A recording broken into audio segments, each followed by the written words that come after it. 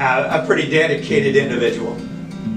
As a student, very dedicated, and in his sports the same way. Didn't matter what sport it was. He was just a great teammate. You know, he was always encouraging. He was always the leader on how to work. You know, whether it was pre-workout, post-workout, during it, he was the epitome of a great teammate. He's a heck of a leader then and still is now. I don't know that there was a lot of separation because the people that came into our wrestling room were there to work. You wouldn't know him any different than anybody else walking in. I said he was a humble person. Still is probably to this day. Talking with him, he's still just very humble about what he does. When I think about it, you know, these two guys right here, if you look at the trophies on the walls and the banners down there, you know, it really started with that core group and with what, you know, these two guys here built as a team. And it was always about team. You know, we walked into Muncie South, you know, they always laughed at us because we're picking straw out of our hair, you know, and we would go in and hang with all of them. And we were consistently sending people to Newcastle as, you know, contributors and you know, legitimate shots to get out of those in regional and semi-state. And Dennis was always come on, let's work, let's all get there. And it was always about team, it was never about me. When I think of my brother, the first word that comes up for me is dedication.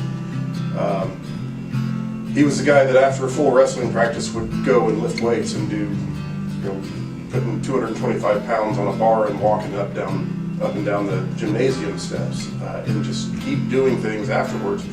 And after his high school career, he went to West Point and he continued to do that stuff there.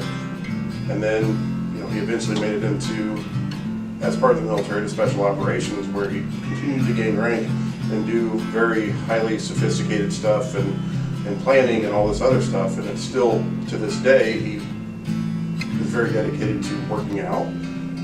I think he could have probably gone anywhere he wanted to in school, academically. He could have gone anywhere he wanted.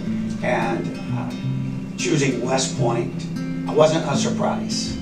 And West Point giving him an appointment there wasn't really a surprise at all. I think he could have gone anywhere he wanted to. And that's what he did. And as Greg said, his dedication, I think he knew right off the start that this wasn't anything that he couldn't handle. Matter of fact, I think he relished the challenge of doing those things. Still is to this day. He's doing things now that most of us probably at that age, he's retired from the military, would have just said, I can settle, but that's not him.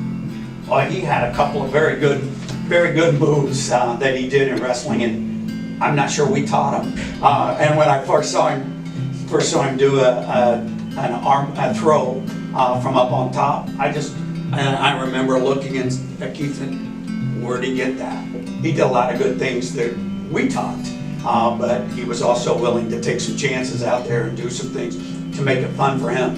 And he did some fun things. For me, I wanted to go in and end the match as quickly as I could. Dennis wanted to make it last, and so he could practice and wrestle. And I never understood that. Yeah. But that was him. He was a tactician and just wanted to be very technical and go out and do stuff. Even if it was a guy he knew was really good, he wanted to stay out there to work. One of the things that Coach Barron would have us do at times was we'd shut off the lights, we'd kind of lay on the mat, and we would, in our minds, wrestle the perfect match. And I remember being with Dennis. It was a holiday tournament up at Tri-Central, and their 189-pounder was very highly ranked. Dennis was still kind of flying under the radar, but doing super well, beating kids that, of course, he should beat, but other people didn't think he should. You could see in his mind he was wrestling that perfect match against that kid. Congratulations, Dennis. I said to represent our wrestling program as the first inductee into the Hall of Fame is quite an honor, and it's an honor for us as well to have that, have you be inducted into the Hamilton Heights Athletic Hall of Fame.